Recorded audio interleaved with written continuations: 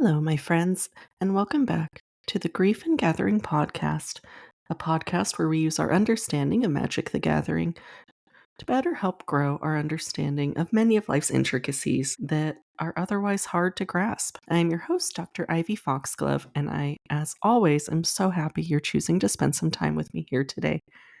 Before we dive in, a couple of heads ups, a couple of warnings. As always, this can be a heavy show. We talk about a lot of heavy things here. We talk about death, we talk about sex, we talk about trauma. And as always, I want you all to be making sure that you're taking care of yourselves. Also, as I am recording this, I am sick. I am incredibly, incredibly sick. And so I may not sound my best, but we just have to kind of roll with what we have. I missed you all last week, and I missed getting to chat with you all last week, and so I wanted to make sure that I continue to at least be as consistent as possible and push through even when things may not be at their best. But that kind of goes in line with what I want to talk about today anyways, this concept of optimization. So in Magic the Gathering, there's the meta. There is the optimal deck list for just about anything you can play. In Modern, there's a very heavy meta in Modern that makes it so only certain decks stay relevant, right? And when you go to tournaments, it's very rare that you see decks outside of these optimized meta decks in Modern, Standard, Pioneer, things like that. And even in CEDH, right? When we look at CEDH lists, when we look at what counts for CEDH, it's a very heavy optimization requirement.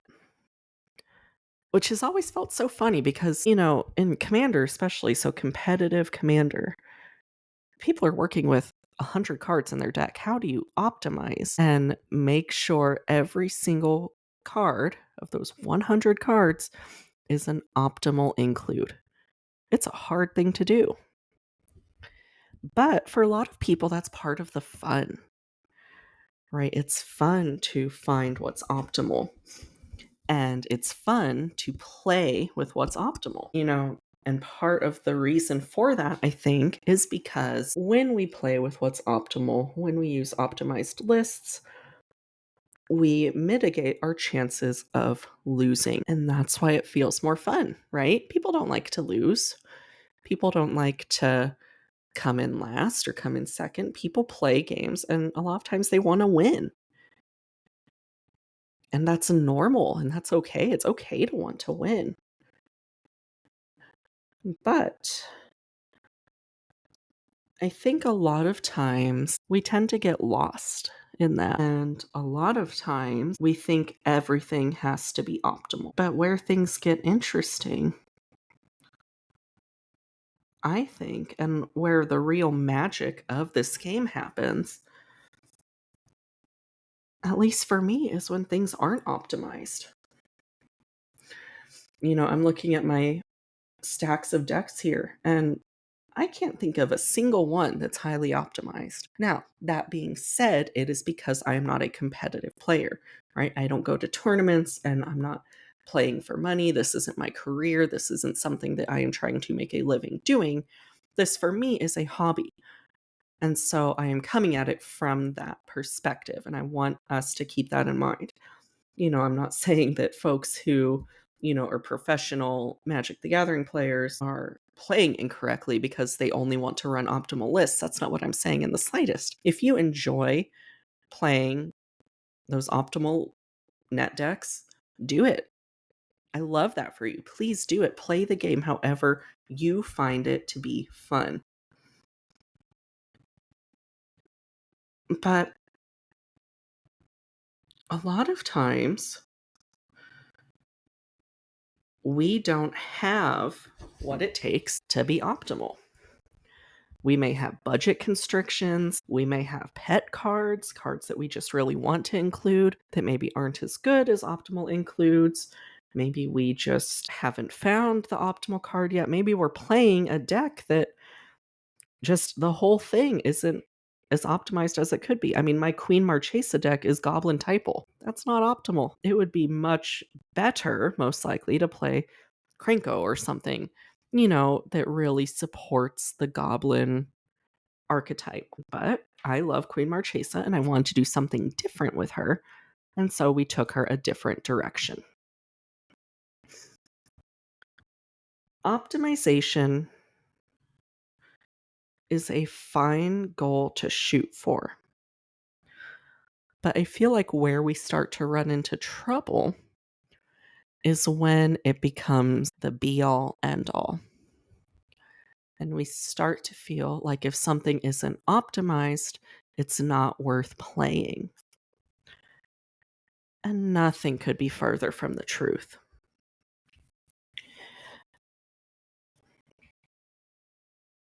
It's easy to lose sight of the fact that our game that we love to play is still a game. And it's meant to be fun. And it's meant to be accessible.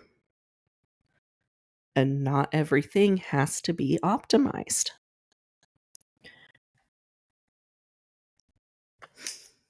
Okay, Ivy, well, that sounds great, but what does that have to do with anything?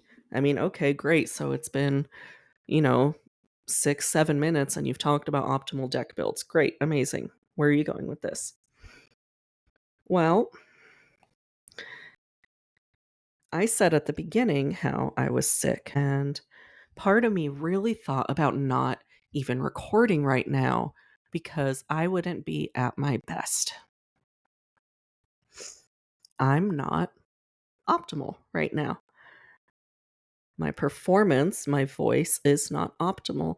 My brain is not optimized for, to stream or to record today. But it's important to do it anyways.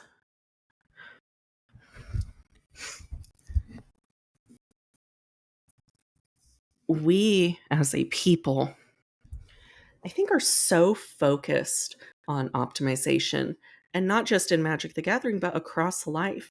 And what happens is it turns into this idea that if we can't do something perfectly, or if we can't do something 100% correctly, it's not worth doing. But oh my God, that couldn't be further from the truth. And yet, that I feel like is this trap that we fall into. And we see this a lot, especially as we have different things come up in our lives, whether we are struggling with depression or anxiety or an intense death loss, whether we're coping with traumas, either recent or traumas that we sustained many years ago. It's so easy to fall into this trap of thinking that you're not enough or that you're not doing enough because maybe you're not performing optimally. But at least in my mind, humans, we don't get to be optimized. We can't net deck life. We can't phone it in, right? We can't say, "Oh, I don't have, I'm not all the way there. I'm going to just pull up a deck list online that's been winning tournaments and I'm going to just use that." We don't get to do that with our day to day functioning. And so, because of that, I feel like so often we just don't do anything because it's, for a lot of folks, I feel like it's less heartbreaking and saves us some heartache to not do something versus doing something, putting stuff out there, even when we know it's not as good as we want it to be. But here's the thing. If you are doing things, if you are putting yourself out there, if you are getting up every day, if you're doing daily activities, whatever you're doing that day is the best that you could do on that day. And that's a concept that a lot of you are going to struggle with. And that's something that I bet a lot of folks inherently have this pushback towards. But I want you to sit with that for a minute. Sit with that thought that whatever you bring to the table on any given day, that is your best for that day. And whatever your best looks like is okay because you're showing up and you're doing the thing.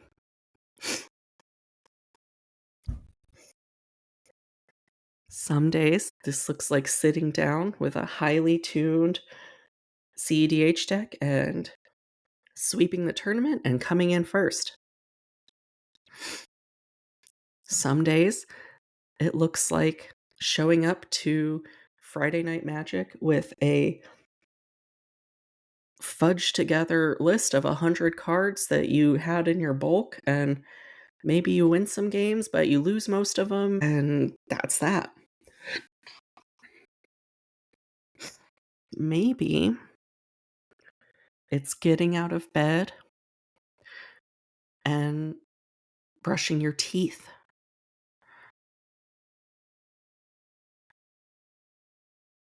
Maybe it's getting out of bed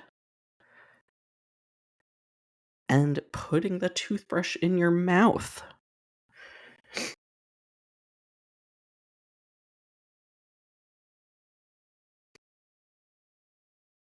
Maybe it's getting out of bed.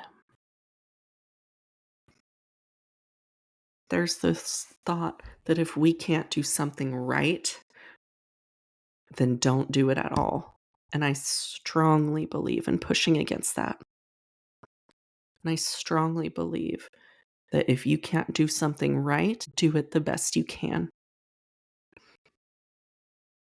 Because I have been in that spot where life hurt too much to take care of myself. And you know what didn't help? Laying in bed, thinking about all of the things I wasn't doing and thinking about all the ways I was fucking up by continuing to let this impact me. You know what didn't help? Was stopping the things that I used to enjoy because I wasn't in a headspace to do them perfectly.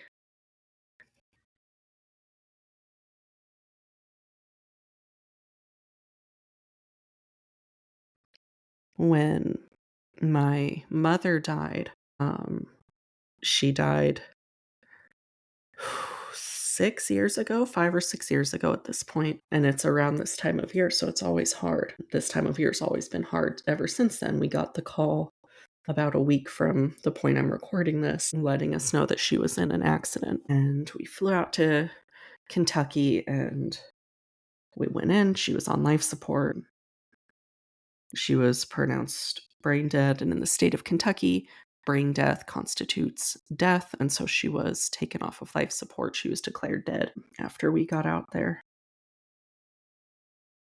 And for so many years, I didn't want to celebrate Christmas anymore. I didn't want to do anything over the holidays, which is fair and normal. When we lose people, it's hard to do things that we used to enjoy. But I thought that it was easier to not do something. And I chose to not do things and not celebrate rather than celebrate and know that my heart wouldn't be in it all the way, or celebrate and know that I would feel sad while I was doing it. And you know what happened? I still felt sad, only there wasn't anything else happening. And then one year, we decorated for Christmas. And then I sat on the couch crying because I missed her so much. And then we watched a holiday movie. And then I went into the bathroom and cried because I missed her so much. And we went out looking at Christmas lights, and I hid in the back seat and covered my face and cried.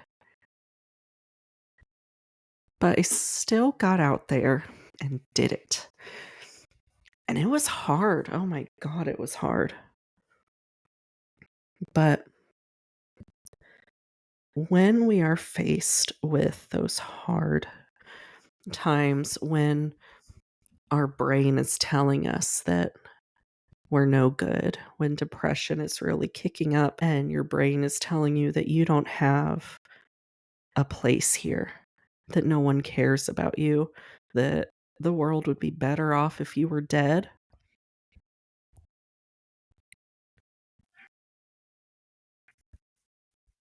It's so hard to fight those feelings. And I think we lose sight of what a successful fight against that can look like.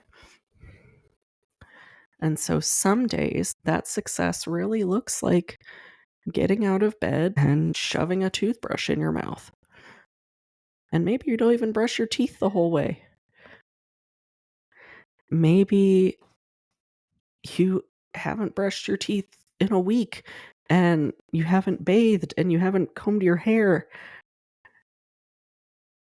But that day that you get out and you do that little bit of grooming or you eat a meal, those are the wins, and they're wins worth celebrating, even when we know it's not optimal.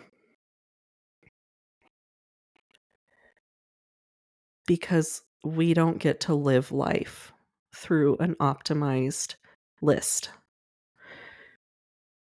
We don't get to search high and low for every optimal piece of a deck list and make it into the perfect way to live. And life is worth doing even when it's not optimal. Getting through the hard stuff is worth doing even when it's not going how we want it. Recording a podcast when you are sick and coughing up slugs every other minute and you're feeling discouraged because not a lot of folks are listening. It's still worth it because you got up and you did it. And I think that when we learn to recognize that everything we do in the face of a hard time or a bad brain or a trauma or just looking at the state of the world, any small win is still a win. And so, as we're going into this holiday season, I wanted to carry that with you all. I wanted to take a few moments and chat about how it's okay to not be optimized. It's okay to phone it in a little bit. It's okay to do what you have to do to get through what you're getting through. It doesn't have to look pretty. Nothing is ever perfect. And if you wait for perfection to do something, my lovely friend, you are never going to do it. If it's something worth doing, it's worth doing poorly.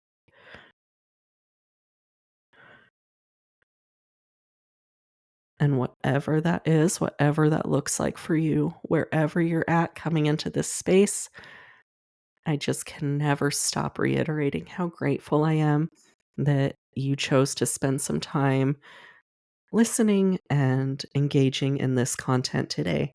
I do apologize again for the state that my voice is in, but I feel like it was truly a good opportunity to practice what I preach. And this is an episode that I'd want to do for a hot minute. So, in a weird kind of way, me being sick felt like the perfect time to do it. But as always, thank you all so much for listening. If you ever have anything that you would like to hear about or learn more about, or any ideas, you can always feel free to reach out. The comments are open on this, or you can reach out on Blue Sky, Twitter, email me, whatever feels good, whatever feels safe. But just know that I love and appreciate all of you so very much. I am Dr. Ivy Foxglove. This has been the Grief and Gathering podcast, and I will talk with you all soon. Bye-bye.